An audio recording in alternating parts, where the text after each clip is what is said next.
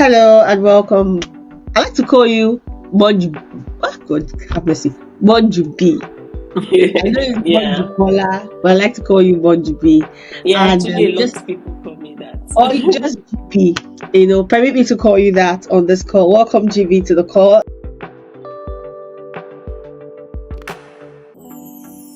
Welcome to the Black Expats Podcast, which is a platform dedicated to sharing the journeys of Black expatriates, African expatriates in diaspora, their journeys and their life and everything. And we do that to inspire people and let you know that your dreams are feasible. We have different people who have different spectrums of belief about living in diaspora. Some people think that when you travel, you start to pick dollars or pounds or euros on the floor. I wish. I mean, really, and I feel like when you're abroad, you should start sending millions back home, forgetting that your bills are in dollars too, And then there are other people that feel that, if you come here, you're going to have to do menial jobs and the rest. And there are other people that feel once you get here, you have to start dodging because everybody's against you because you're Black. Why would you not cancel the fact that those things do happen? It's not always enough. And what we do in the Black Experts Podcast is to inspire you and to let you know that the parts of the journey might be rough, but yeah, there's beauty in it. And also to celebrate Nigerians who are really doing well, because trust me, it's not easy to leave your country, your hometown, your comfort, and come over to an entirely new country and break the ceilings there. Like GB did. Like GB has broken ceilings there. Sometimes I'm a techie, and sometimes when code wants to jump back in my head, I just like GB has done this thing I can't. I don't think it believes me, but yeah, she's dominating in the male field, and we are super proud of. I'm joining her husband I wanted to say something, but let me pity Toby, because I harassed him. I saw Toby's phone ring one day. Yeah, but really, who will not? Who will not? GB is an amazing woman. She's a wife and a mom of two, a boy and a girl. You guys need to see GB's daughter. Oh my God. Oh my God. Let's continue. A wife, a mom, and she's also a full-time techie, developer. That's amazing. When I see women who are developers, I feel like their brain is connected differently, wonderfully, And she's working in one of the arguably top 10 companies in the world, if not top 5. Of course, you should go on LinkedIn and check her out, but let me not call that here. And she also has quite a good track history. So, welcome, GB. Thank you for making out time to be here. We don't take it for granted. I know time is busy. Like over here in diaspora, we're everything to ourselves. We are for ourselves. We're also for our spouses or children, and we are working. And we're also the cook. We're the driver. We're the cleaner. We're everything. So thank you for making out time to be here. Wow, I don't know what to say, but thank you. All the big intros. I don't know where that was coming from, but thank you for the invite. But did I lie? I did not lie in any of it. Thank you so much. I'm very honored to be here, and thank you for the invite. I really appreciate it. I'm happy to share as much as possible to encourage people, to inspire, and I'm excited to do this. Yeah, and guys, you guys are going to be really inspired, especially if you're one of those people called into the role of doing something that is different. When I look at GB, I see a woman who is doing a part that is different from the norm, so to speak. I mean, I know there are a lot of developers out there, and maybe it's just because of my own struggle with coding. So when I see somebody that is doing it, I have to give them what's that thing they call? Accolades. Accolades, thank you. Anyway, let's get into it. Let's start from the very beginning. What was growing up like for you? Oh, growing up was interesting. I grew up in a place I call a small town in Osun State, Iwo. You didn't grow up in Lagos? No, I'm not in Lagos. I'm a village girl. Oh my God. Yeah, so I grew up in Iwo. Iwo, you know Iwo Road, Iwo if you don't know Iwo. So Iwo is the small town by Ibadan. So that's where I grew up. I did my primary school, my secondary school there. So I lived like half my life there before going to the uni. Yeah, and yeah, I grew up like with siblings. I have brothers, I have sisters. My parents were very there for us, so it was really nice. It was not the Lagos kind of life, but yeah, it was really nice. We do a lot of church, going to church, and all of that, which was really also good for my foundation. So yeah, that was. You have brothers. How many brothers do you have? One. I have half brothers and one. How many half brothers? I have one now. Okay. I lost some. Oh, Yeah. sorry about Yeah, that. that's fine. I wanted to see if the influence was strong enough to make you a tomboy growing up. Oh no, I think I was more closer to my sisters. I think my sisters, like my half sisters, because I'm the first girl for my mom, we grew up very closely, and I think I picked up a lot from them, from their clothes to their style. I picked up a lot. I lived with them for some time, even after they got married. So I think I was more closer to my siblings, who are the female ones. Yeah. Okay, so what was uni like? And what was your trajectory like? Yeah, I studied computer science. That was an interesting one because I didn't go to uni to study computer science, like most parents, African parents. Yes, so that was why I wanted to study. And then my dad got some information while I was still in my final year in secondary school, SS3, and then got me a form for LAUTECH pre-degree. And then immediately after my secondary school, I've not even seen my WAEC result, I was already in LAUTECH. So it was just like 2 months break for me before I went for the pre-degree. So I was there, and then that was how I started. After the pre-degree, I expected to get medicine. Of course, I didn't get medicine. I got pure and applied chemistry. And the way LAUTECH works, everybody does the same thing in 100 level, but 200 level, you have the chance to also move around. So my dad wanted me to move again to medicine, of course, but it was really it was tight. You know how it usually is. And then after that was gone, we were like, okay, let's shift it to nursing. That also did not work well. And then somebody advised me, maybe just pick anywhere in engineering, you would get there easily. I'm not really a fan of physics, so I didn't want the conc engineering. So I was like, okay, maybe computer science. But I thought I've done desktop computing, right? I've done 3 months pressing, doing LO Word. So I thought, no, not LO Word, Mavis Beacon. So I thought that was what it was about, to be honest. So I was just like, well, but I liked it. Let me go to computer science. I went there very ignorant. And yeah, that was how my journey started as a software engineer. I studied computer science by chance because I didn't get medicine, and I was looking for something I'm familiar with in engineering that was comfortable for me. And yeah. But you don't regret it? No, not that. I don't even want to be a doctor. Trust me. I cannot. I think it was my dad's dream more than mine, but yeah. I think if he's alive today, he will also appreciate that I'm not a doctor. So he'll be like, okay, I think you are doing good where you are. Wow. Yeah. Okay, so at what point did you decide that you wanted to live outside the country, and what motivated your move?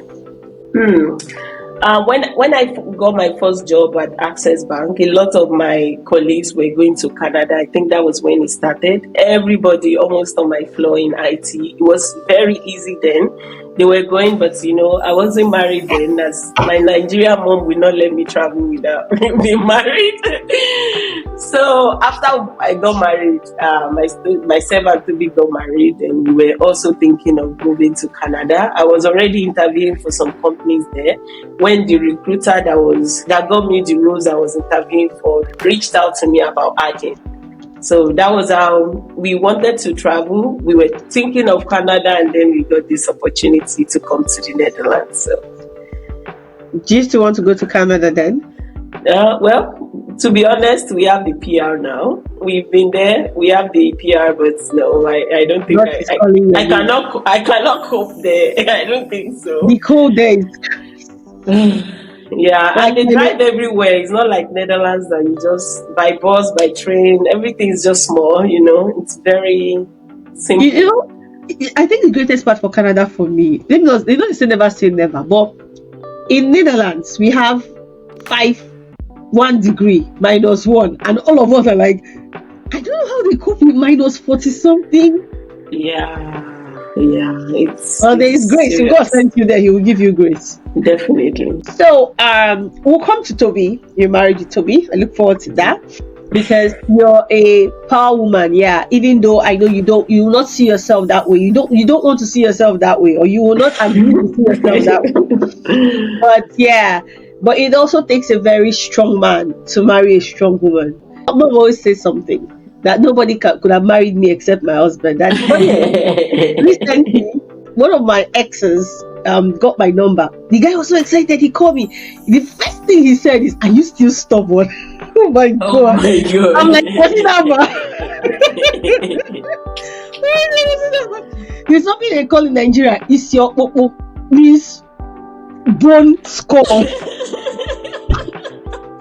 So it takes a strong man to marry a strong woman, but we'll come to that. What has been your challenges moving abroad? What's your greatest cultural shock? I think for me is the fact, one of them when I first got here was the fact that everybody cycles, that's the first thing I noticed.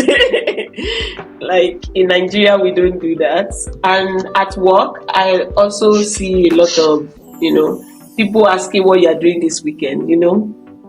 This summer when you come back to work, you have to give like lowdown of what you did. Nobody really cares like what you were doing your weekend, generally when in Nigeria, except you have close friends. Nobody randomly just asking in the meeting, what did you do this weekend? That wasn't part of things to discuss. So here it's like also normal. Yeah, it's very normal. Like you would even give download of what you are doing this summer. They are already asking me, do you have plans for Christmas? Those are things that would Yeah, and when I was pregnant, people asking me when the due date is, that was also cultural shock for me. Yeah, the due date, like chill in Nigeria, you don't ask that. Like no, they will ask you what the gender is, what your due date is. Those ones are very sacred in Nigeria. Nobody shares those information.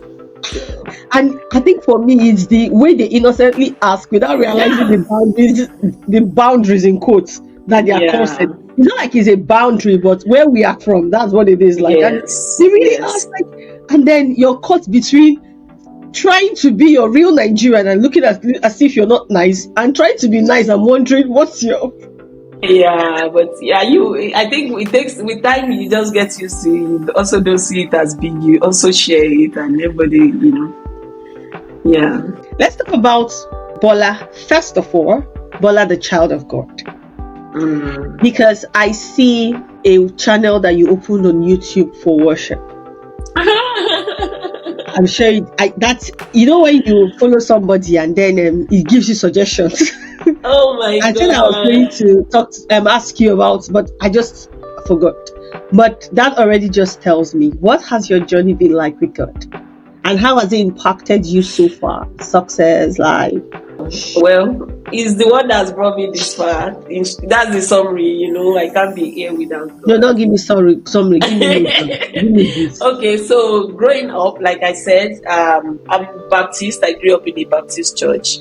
From child, I was in Sunbeam in my Baptist church. To Girls Auxiliary, we have those groups. We go to Christian camps during holidays. And then there's something we call Lydia, where marriageable age, they start teaching you about marriage, That's Baptist culture.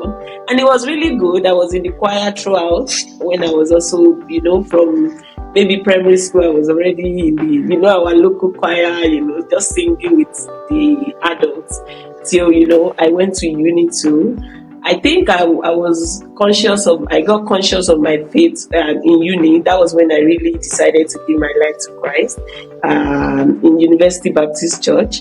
And that was like the time I really had the encounter with God. It was after I lost my dad. And I think there was just a vacuum. And every time something was just feeling it, like, it was, I don't know how to explain it. I just felt like that time I expected to be more difficult than it was, I think the reliance, the how God came through for me that time, just so deep for me. Like, this is how it should be. You should not think you can do this yourself. Growing up, we do devotion in my house in the morning, at night. So I grew up with those culture that you pray in the morning, you pray at night. I think I do those things like religiously just because it's like routine. But when I got conscious of it was, my experience going through the loss of my dad, and how God came through for me. How, there's this song that I love to sing, the Father of the fatherless, in you all families are blessed. I love the way you father me. I think that was my song. Like, I just feel like God is my father. He's just, I don't have an earthly father, but I just believe that he feels good rules for me. So yeah, that's been my journey. I've been through a lot in this life. It's not like I've experienced all the bad in life, but yeah, through all the ups and the downs, the constant thing has been God for me. So I know even when it's difficult, I have God. So that kind of helps me. That's my journey. I don't know if you want to hear more. So No, I would. Okay, one more thing. What made you open the worship page? Oh yeah. So what is it about worship that you love? Yeah, like I said, growing up, I've always been in the choir. In the uni, I served in the choir. I was auto part leader. I sing. I love it, really. And I love to sing, gospel songs. And I feel like sometimes, now that I'm not really in the choir, I've not been in the choir for a while. In fact, I did choir a new song for Christmas. Yeah, I remember. I remember you said that. Yeah, so now I'm not doing choir because I don't have a lot of time to do rehearsals and all of that. But I feel like sometimes I miss out on what is the new song. Because sometimes it's the words of the song that you connect with. Because when you are listening to gospel, it's not like Afrobeat that is the drum. Sometimes just the word that just captures you. So I feel like sometimes people would have that song that really connects and we can share. So I've not really been faithful with the page, to be honest. No, it's fine. I just wanted to. It was striking for me because. So why I asked is this: you opened that page when you came over here, yeah. It was a lot after I came over here. People come over here and comfort just makes them forget. Oh, I see what you mean. So that So when I saw that, like, oh, she actually did this when she came. Of course, life gets in the way and all that. But I think that for a Nigerian or an African, I think that one of the things that tests your love for God is when you travel abroad and you're comfortable. Yeah, definitely. In Nigeria, they tell you serve God so that God will make you wealthy. You can be comfortable, all those kind of things. But then you come here and you see that you can get those things, let's not say without God, but the system works. Yeah. And then if your very foundation is not love for God, the person, starts to, and then you now start hear things like Africa is religious, and all those things. So that was really what caught me about that page. Okay, thank you. Let's go on to Bola the wife. So give us it. What was he like? How did Toby convince? I know that story, but share with us as much as you can, as much as you want to. That's why I say Toby is a strong. I feel like that. Toby is Emon is the elder. Toby is my He's always looking for your trouble anyway. So no. So I grew up with 5 guys. I don't know if I've mentioned to you before. I didn't know. I have one brother, but I grew up with 5 guys. That's why I asked the question about tomboy. I was a tomboy when I graduated from university. In fact, there's this particular guy in church back then that made it his duty to make sure that I tried to be ladylike. The guy, he was in church with me, and now I'm very bold, I'm very direct. I grew up with guys. It's easy for me to roll with guys, and I can just tell you what I think. So I see the guy one day. The guy is a fine dude. I walk up to him, I'm like, guy, you're fine. And I walk away. He's shocked. So usually when they have that kind of thing, there's something more. Maybe there was nothing much. Just to tell you that you're fine. Sometimes I watch me like for some time. Notice this girl she's just saying it now dawned on him that, oh, this girl is really, and then he now started getting close to me and all that. We're friends, we're talking, and then he'll be like, IJ, you're too tomboyish. Your husband will not recognize you. I was like, don't worry, kid. That God will. After a while, the guy made it his duty. Then I was in choir. He would, when I dress well, he will help me. He will help me. So that was sometimes the stubborn part of me will be like, I'm not, but the other part, so yeah, let's focus. So Tell me about Bola the wife, Bola the girlfriend. Bola, should I expose you from the friend friend to the wife? Oh my God! Tell me this answer that word. Just tell us as much as you tell us, please. Like I said, I went to University Baptist Church in Lautech, and we both attended the same church. So that was where I met Toby. He was a brother in the Lord. Don't be. He's not brother in the Lord. He's not a bad person. I'm just saying, like, he's not like SU brother in the Lord kind of vibe. But he was in the drama. I was in the choir. But it's not like we really talked a lot for a long time, until towards the end, like 400 level. I think that was when we connected on Facebook. I think Facebook we were doing our industrial training. So that was when we were always bantering online. So it was almost like a chatting. So it's not today to be said bantering. No. So that's how we actually connected. So when we went back to school, because we've had, when you have an online friend, then you see each other, then you have more conversations. We didn't even have each other's phone number. It was weird because we only know each other online. So we were in the same church. We graduated together. So we had all this final year thing. We even had like dance that we did stunts together, And still nothing was happening. And we were not dating. In fact, in 500 level, I started dating. That was when I started my first relationship. So I didn't even know about his relationship life or what is he doing. We're just friends. Would you say he had something for you all this while, or he was also? No, he didn't have any. I think even me, before we started, before 500 level, during the IT, when we started talking online, that was when I was like, I think I like this guy at that point for me. But he didn't come up or anything, so we're just friends. And then I started dating someone else. Yeah. So it just went by. We didn't even have each other's phone number till we left school. One day, he just called me randomly after we were waiting for NYSC, and that person just called me and was harassing me on the phone. And then I figured out it was him, and I was abusing him on the phone. So that was how we had each other's number again. And then to go, we were chatting. Then BBM came, we were chatting. NYC, I was dating, but that means I didn't even have attention. I wasn't looking at him. He also had like some relationship, like maybe it's 1 month relationship that didn't last. Oh my God! Because he knows what he wants.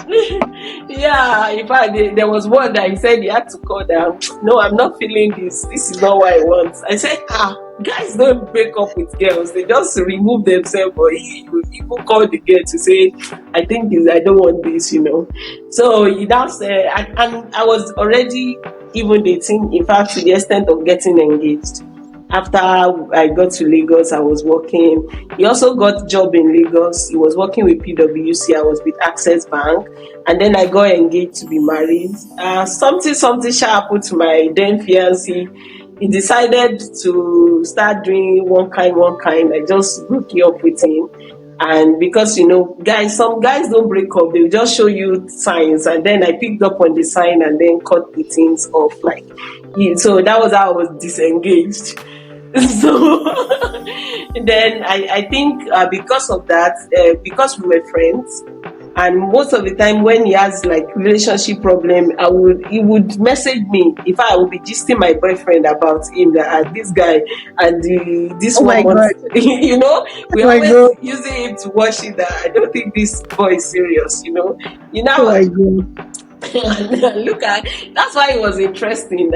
We ended up together. I'm sure my ex will be thinking, were you people dating behind my back? I were using tomorrow. We were not, So it was after I had the broken engagement that we got close. I was actually looking out for him because I was still very attached. Like I have like siblings of my ex who still call me to send quick money. It will be the one telling me don't do that. Like they should move on. Like, they can't be using me as ATM, you know. I was too nice. So he was the one trying to check me on all those things. And before we knew it, we started getting attracted to each other.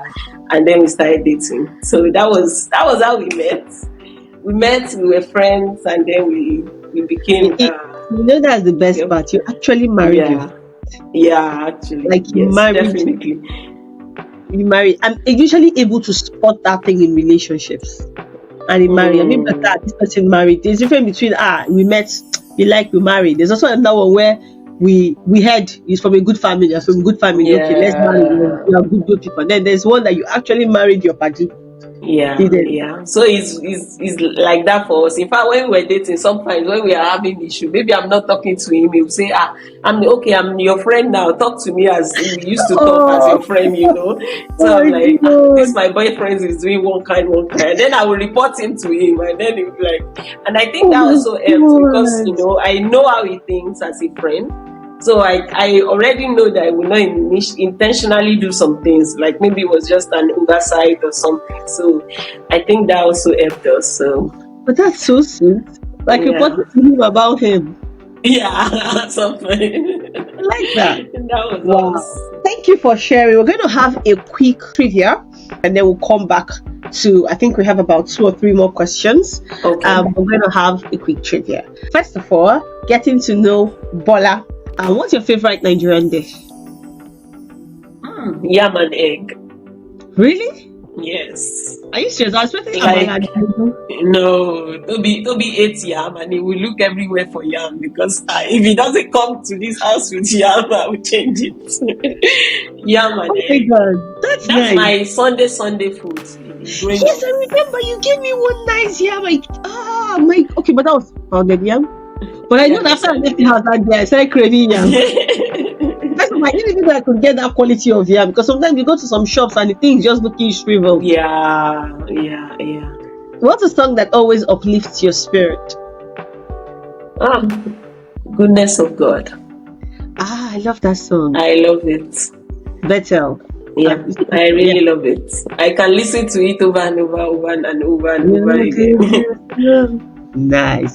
Okay, if you could travel to a place in the world unrestricted, where would it be? Singapore right now. I like Crazy Rich Asian. I think you're so Singapore to me, and I want to go to Singapore, but unfortunately my Nigerian passport cannot take me there. So exactly. So I'm warming up. So that's somewhere I would like to go. But have you seen? I think it's their airports. Yeah, it's so beautiful. Yeah. And a friend also went there. One of my friends went there, and then I was like, oh my God, I really need to go and see myself. Like, it looks so beautiful. Joseph Prince Church is there. You said? Joseph Prince. I think it's yes. Church. Yeah, I think so. So it's a full meal. As in, no part of you will suffer. I like Singapore. I think I like Singapore. I hope it will not give me Paris syndrome thing. You know, I was crying about Paris, and then I went. Let's not even go there. I went to Paris. I mean, I think the best part of my travel was Cologne. The best part of the hotel was Brussels, but I did a road trip, and then Paris was great, but. Let's not that. Okay, so a couple of questions about Netherlands. Feel free to say pass if you're not exactly sure. What's the capital city of Netherlands? Amsterdam. Nice. What's the famous Dutch painter known for cutting off his ear? I don't know. I don't know. What's Netherlands famous for? Which type of flowers? Tulip. Which body of water borders the Netherlands to the north and west? Even me, this one is hard. I read that in KNM. I don't remember again. my sister.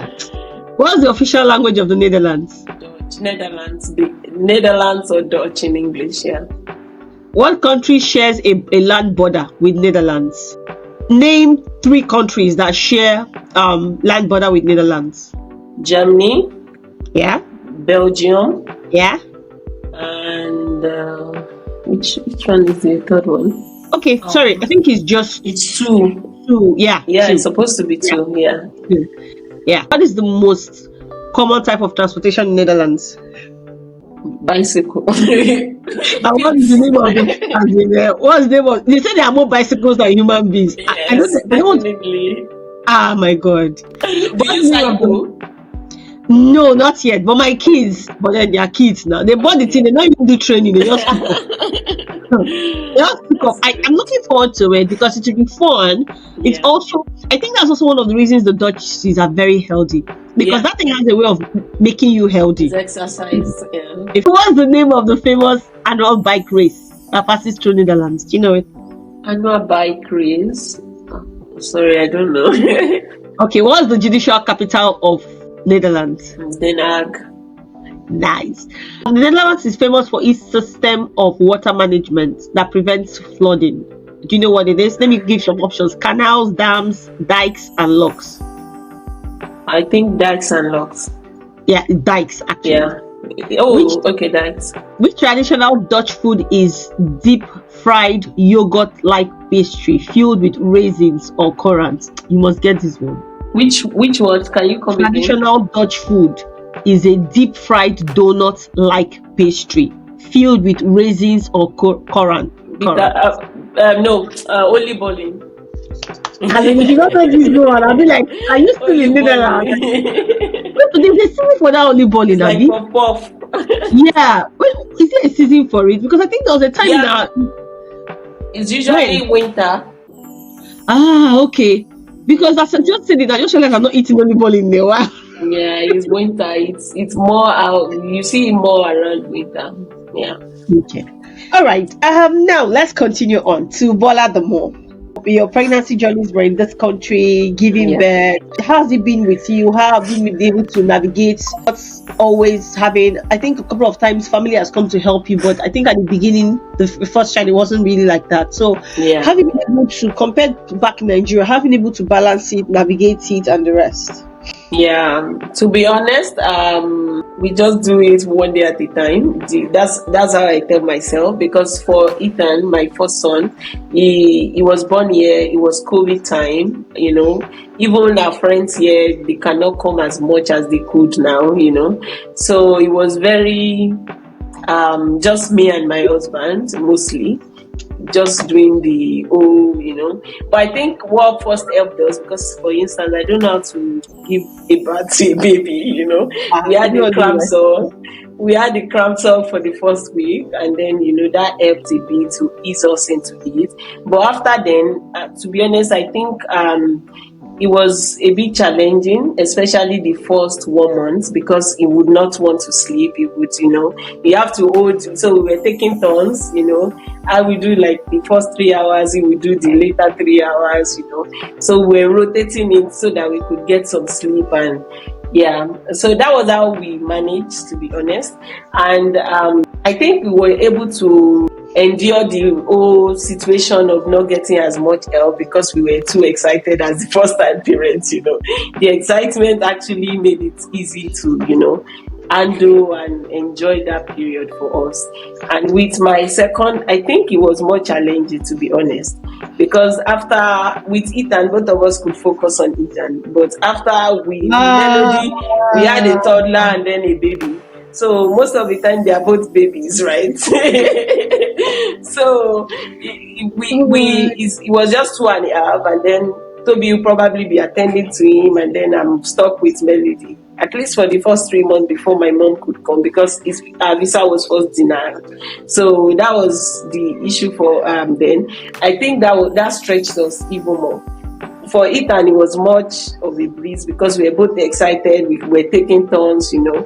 But with 2 kids, you know, each person, even when I'm taking a break from Melody, I'm with Ethan.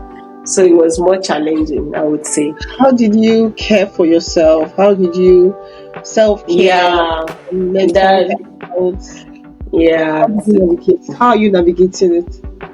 Yeah, self-care for me, I try as much as possible to rest, you know, do what I can do, and also prioritize some rest. It's not always easy, of course. It's not like I always sleep through the night every day, even till now, you know. Wow. But yeah, I try to rest as much as possible, plan for more rest, and also generally also for me, I need to look good, try as much as possible, even though I'm going through 1001 thing, even though I don't sleep Don't look well, like what you you're put going your through. powder on, you try your best to look well, And mental health, thank God for God. I'm always like, I prefer this challenge, to be honest. I prefer everything that's stressing me than the other side, I've been on the other side of the waiting, and I didn't like that, I would rather this. So I think that kind of the gratitude kind of mindset helped me to cope mentally, with everything, the work, the kids, the home, I'm like, I like all my challenges. It's their blessings, So that's how I've been coping. How long did you wait? It was 2 years, but it wasn't too long. I think the waiting was challenging because it was miscarriages. Oh. So it wasn't like we waited, because the first year we were not even ready to have a child. It was after 1 year of our marriage that we moved here. And then that part also, it wasn't like we were really desperate, but because if you are pregnant as a married woman, then you lose your pregnancy the first time, and then you lose it again, then you're like worried. So I think that's the part that was stressful. It wasn't like it was a long wait like that, but of course 2 years. I would say when I was really concerned was, because the reason why we were really concerned was because we had miscarriages. It wasn't really because of the length. It was mostly the fear of maybe it would not happen, So when you became pregnant with Ethan, how did you navigate that fear? Yeah, that was crazy, Because also, besides just you sharing your journeys, I'm also looking at the perspective of this is not only for inspiring people in Nigeria, but also the people, even more the people here, because the support system is not so strong. Yeah, to be honest. And the fear again, you don't want to share, you don't want to bring too much people in because you don't even know what would happen. So it was a bit lonely in that sense. It was just me and Toby just holding on to God. I had some things I wrote off, sticky notes all over my bed. When I'm scared, you have those fears, those thoughts coming, you just keep saying the right things to yourself. And I think that was majorly just trusting God through it. So it was challenging, and my mom would call me almost every day, and then I could also break down to her, and then she would understand. So that also helped me. And wow, well done. What was your greatest challenge when you relocated for integration, and beyond that, what is your greatest challenge now, and how are you navigating it? So 2 questions. And it's possible it's the same thing it could be different. But what was the first challenge you had, the greatest challenge when you first relocated, and how did you handle it, and what is the challenge you're having now, and how you navigating it? I think the first challenge for me is in terms of work, is because of the new environment I found myself. The culture is different. People talk a lot. The culture is to also communicate, chat with people, over coffee, all those little things, coffee breaks, just try to exactly.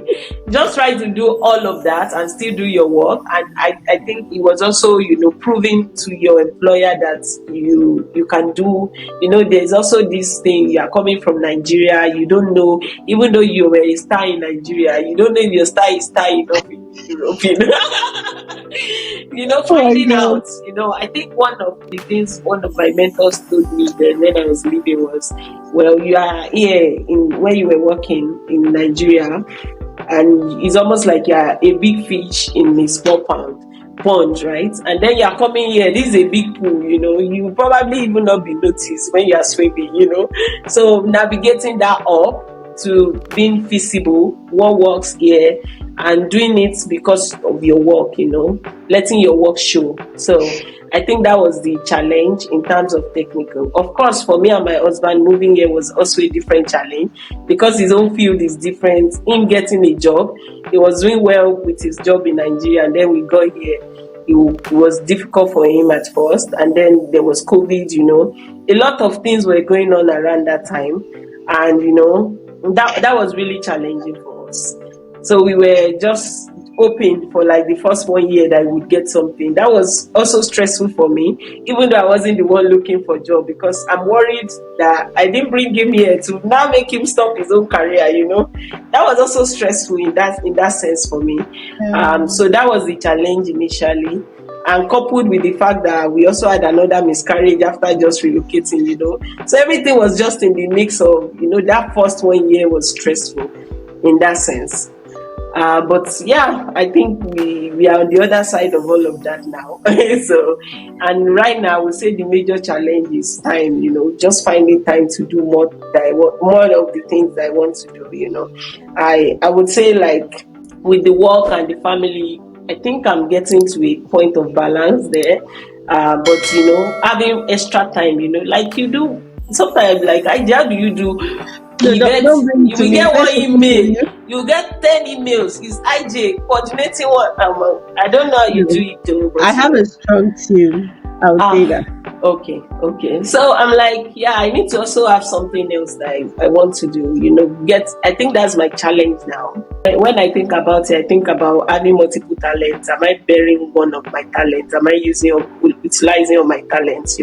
I'm excelling here. Maybe there's something else I can also do and bring more value. So is it the right time? Managing all of that together, finding more time for myself, maybe just take it easy. I think that's what I'm navigating now. Just getting extra time to do more,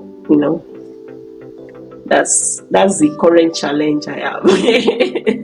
Let me come back a little bit. I mean, I totally can identify with that time too. So I think one of the things that helps me is that naturally I am a planner. So I'm usually able to plan, strategize, and create systems and all those things. And know, okay, this, that. But then I think one of the things that also helped me was I got to a point I was like, okay, God, look at the things you have sent me to do. We need help. And the person who currently heads my team, God legit told me about her. And I've been able to build systems, and so most times, a lot of times, people just know what to do after what to do and after what to do and all that. And that also gives me, freedom to do other things. So basically, a lot of people who relocate find themselves in this situation. Yeah. What was it like for you and Toby when you relocated and he couldn't get the job? A lot of times, not only in Netherlands, but I see it a lot in Netherlands, maybe because I live here. Yeah. Usually the job that brings the person over is for one person. A lot of times. Yeah. So the spouse has to up and lift them. Yeah. Now, if it's the husband, a lot of times with the wife, because women are naturally wired for relationship, is more easier. Easier on their psyche to come in and gradually ease in. Yeah. Because there are extreme cases. I think I've heard of a case, I didn't talk with the person directly, where the guy was like, there are bills, you have to work, and the lady wasn't even in tech and all that. But a lot of times you only have time to ease in. But it's different when it's the wife that's coming over. Yeah. And the man probably even already had a job and has to leave the job. Definitely. What was it like in that season? How did you guys handle it? Because then it can be a bonding or a breaking period. And looking at both of you, it was definitely a bonding period. But how did you, anything you can share? How did you navigate it afterwards? How was it? Yeah, definitely. I think one of the issues that most people have in that time is money. Money is the root of all evil, because and ego, second thing, and what will people say? So I think those are the things that would contribute to how easy you are able to navigate it or not. Okay, so let me break it down. First, I talk about like maybe let's start from the behind. What people would say most of the time, the reason why the stress is so much is because imagine when we just came in, most people that are meeting us for the first time, they are asking, oh, how are you? So what do you do? I say what I do, and then they ask my husband, and then he's doing shalaye. And the way they would react, I think that's what would actually get to me. Like, that I think that's what will get to me. But Toby is I would say he's a very confident man. He's just on his own. He's easygoing. He knows that he can get it. Of course, he was now getting stressful after COVID happened. Initially, he was fine with it. He was doing other things. He had like professional exams he was doing. He even did data science boot camp because he was trying to also see maybe he would move to tech, but COVID spoiled all of that. So he was actually busy during that time until, COVID now locked both of us in. And then I would wake up, open my computer, and I'm working. And then he wake up, open his computer, looking for a job. And COVID time, people were even laying off, not to talk of even getting a job, So it was difficult, of course, in that sense. I was just, that is why maybe the second part, the ego of a man, when it's the other way around. I think Toby already knew who he married, like from Nigeria. He knew that I'm not going to be just like one person there. He already knows. So I think it was like what you said, like not everybody can marry somebody that is ambitious. He was very supportive. Even then, anytime maybe I'm doing something, he's ready to support. He would say, "Oh, don't worry, I'll cook." Those are not the things he would usually do, but he was really very supportive to make my life easier around that time. Of course, it was getting to him because he also has a career. He was doing very well at PwC, and then he came here, and then he wasn't doing that. And I think the last thing, like I said, is also money. If that situation happened, imagine if I'm now, keeping everything and say, make your money and make my money. All those kind of. I think that what helped us was, since Nigeria, the first year of our marriage, we already had like a system that worked. We are very transparent in our marriage, in our finances. It's our money. Not everybody would agree with whatever, but that was one of the things that also helped us, So we were able to sustain each other and sustain ourselves around that time, Imagine if it was not working for 1 year and then I'm the one saying, okay, let me give you this allowance, that would be very... demoralizing. Yeah, it would, So I think also figuring out our finances before getting here also helped us, the transparent system we already had helped us to say, it's not like we were coming from, everybody has their own. Of course, we have our personal account, but we also have like a joint system. So we can both, he knows what I'm spending on, I know what he's spending on, and we are free also to spend what we want to spend. So I think that also helped us. And just knowing that whatever people would say, they'll be fine. I also I think it even pains me more when somebody is looking down at my husband. More than it would pain him. Like, I don't want anybody to look down at my husband. Like, especially when the person is quiet or he has this, I don't care. Like, I would really want to fight you. I mean, I'm the one that will fight, but yeah, thankfully we did also have that situation. A lot of our friends were also encouraging, of course. So yeah, and he would go and meet. He would not even say, "I'm not going out because of that." He would even be the one say, "Oh, let's go there. Let's go and meet this person." He was also ready to mingle, very jovial at it. Sometimes I'm wondering, are you okay? Like, I'm fine now, I'm fine. But, at a point when it was really getting to him, that he would just be quiet. I know, my guy is already getting there, like, and God just did it for him. And, interviewed like maybe one week and got his first job here. So, and that was our testimony then, I think that what actually also stressed him then was around that time was when I became pregnant with Ethan, It's like, my son is coming and I'm not working, all those kind of stress adding to it. But yeah, we were able to manage like that. I don't know his own side of story, but that's my perspective on how everything worked out, yeah. A child always comes with blessings. I would say, yeah. I love what you said about the fact that you guys figured out your finances. Yeah. And I'll also say that you figured out your communication because you guys were already friends before you came. And yeah. I think one of the things that helps relocating to this place, if you have some things figured out already, it helps. It helps when you come over to this kind of place where everything now tries to get in the way. Yeah. Wow. Yeah. All right, the final question, and then we'll do a trivia, and then we'll do the last part. So we have just 3 sections. Okay. Let's talk to Bola the techie. What's your Okay. from Nigeria to the abroad? Okay, I think I must have touched a bit on that, but I started my career with Access Bank when I was 7 as a copper. I got like all these BBM broadcasts about entry level Access Bank job. That was why I applied from BBM, and then I got in. I started my first job like 3 months after NYSC passing out. I remember where I served then in a school in Ota. They were ready to retain me, and my sister said, "I beg, carry your bag, come and be sleeping and be eating my food if you don't have work." Your half sister?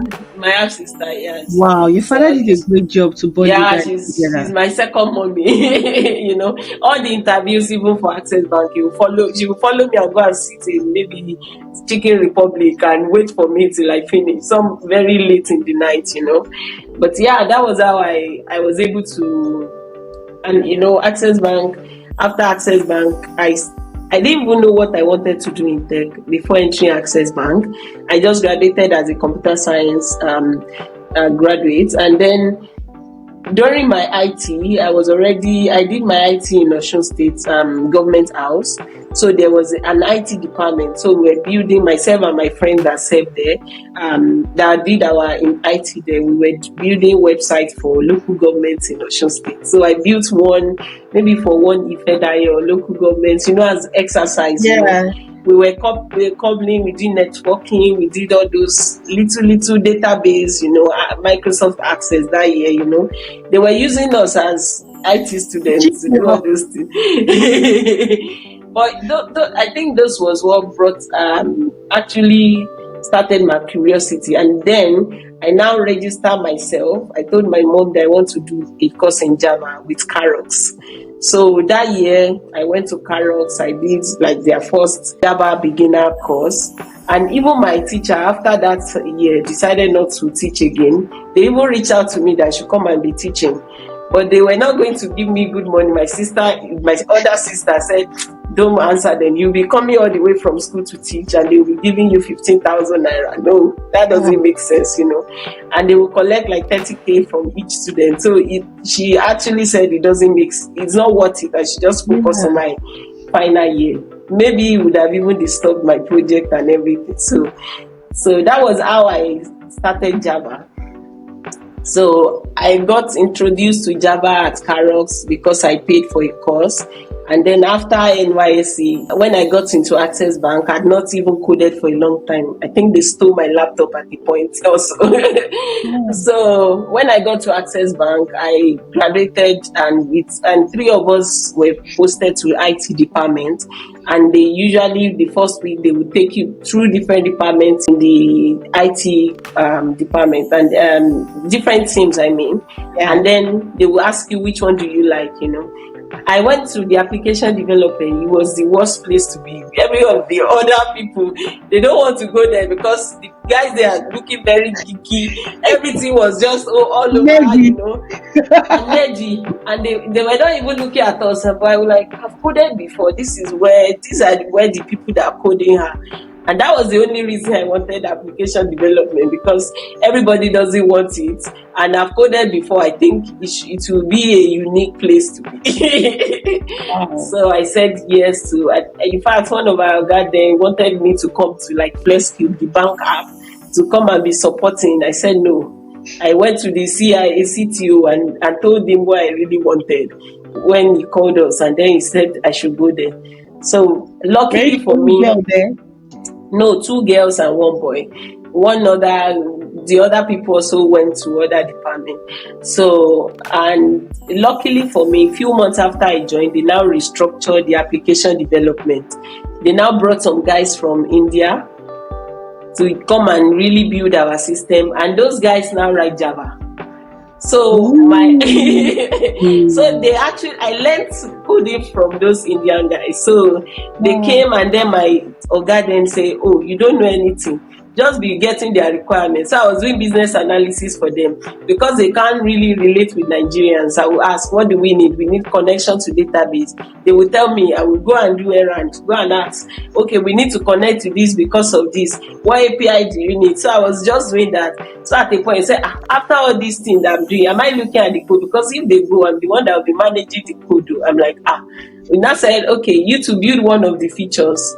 So he gave me one feature, and then I was copying and pasting their code, that was how I started. And then I will ask them, is it okay this way, And that was how, with time, I got used to it. I started, shadowing another. After they left, I got another person who is also very senior.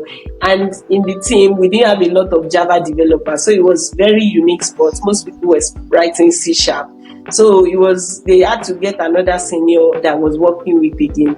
So I learned through that and then went to UBA, still doing Java. In fact, UBA were not doing pure Java. They started using one IBM enterprise system. I had to learn that. I was only in UBA for 6 months because I didn't really just feel it as much. So I got an opportunity with Flutterwave, and then I was with Flutterwave for 2 years, almost 3 years, 2 years plus. And then I came to Adyen. I was an Adyen for like 4 years, and now I'm at Netflix. So that's been my journey, just coding and just moving around. Do you think that Java is simple? Do you think it's something somebody can easily pick up? Don't try to inspire anybody. Just say the real truth. No, I think there's easier languages. Python would be like an easier language to learn than Java because, if you want to write Java code, you probably write 10 lines. Maybe with Python, you're writing just 3. But if you want to be... I think the reason why Java is also a good language is also because, it's not everybody wants to write it because it's difficult. And I think that also helps. That stands you out. Exactly. So if you want to go to that, I don't know what, maybe Java will be extinct, but I don't think so. It's still very well used. So maybe that also is a way to stand out. So if everybody is going to Python, then maybe you should write Java because not everybody wants to write Java. And most enterprise will build their system with Java or maybe stronger languages, not just Python. Yeah. Okay. You want to shed a little bit more light on coming here to Adyen? Yeah, that was an interesting one. I didn't know Adyen before. I think my former CEO, I always tell him that he was the one that told me about Adyen because he's always saying we want to be like Adyen, Every time we were still a startup and he's modeling to be Adyen of Africa, So that was why we got curious. And when I started interviewing for Canada and they reached out to me that there's an opportunity in Netherlands with Adyen. It was the Adyen that I heard that was actually like, is it the same Adyen that my CEO always talk about? Let's try it. And, luckily for me, I think that time they were lodging Toby's in one hotel. We were already married. And then I was like, let me just follow you there. I was reading for the exam. I did my exam there. And it was going very well. And like play, I got to the final. And then I could not get visa to come to the Netherlands because then you have to come here for your final interview. Yeah, but I didn't have, I applied for Schengen twice. They denied it, even though company gave me company registration, a lot of things, it still was denied. But thankfully, I have US visa because I'd been to US with Flutterwave. Then I told them, what if I go to your US office to do my final? And then they're like, we don't usually do that, but let me ask. And then great. And then the joke was now on me because I had a stopover in the Netherlands before going to the US. Can you imagine? Oh my God. But they didn't let you get in. They didn't let me get in. So it was a very long trip for me because I think I traveled on on Saturday, got there on Sunday, did interview on Monday, left again on Tuesday, and then go home Wednesday. It was like going to the US like back to back. It was long, but yeah, it was worth it, I guess. Okay, thank you so much for sharing. It's been amazing. Wow, 1 hour. Why does it feel so? Okay, we're rounding up. Just two more. I'm going to take you through some trivia and then we'll do the last part. This is the second part of the trivia. And the first is a tech trivia. So let's talk to the tech lady, the tech babe. What was the first search engine on the internet? Search engine. Internet Explorer? Was it? No, it's not here. Okay, then let me give you options. Google, Yahoo, Alta Vista, and Aki. Oh. The way I'm seeing this thing is going to, and even me, I think even me, I mean, don't know. let's move Yahoo? I don't know. No, it's Aki, but even the Aki, I can't remember I've never heard it. Like I've never heard it. So which company is known for its famous Think Different advert campaign? Think Different. Is it Google? I don't know. Apple. Oh, Apple. Oh, yeah. That's true. Apple. Yeah, Steve Jobs. Yeah. What does HTTP stand for? This is your domain.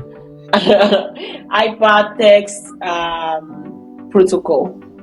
What is the largest search engine in the world today? It's Google. Everybody uses Google. Or is it ChatGPT? No, it's Google still. No, but yeah, it's Google still. It's Google still.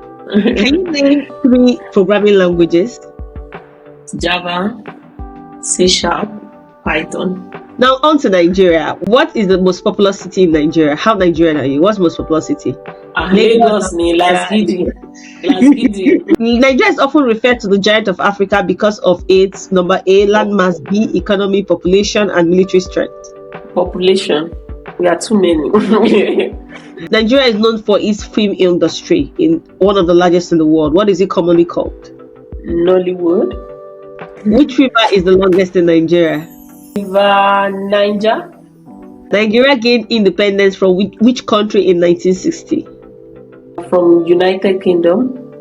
Which Nigerian musician is known as the pioneer of Afrobeat? Afrobeat. Is it Fela?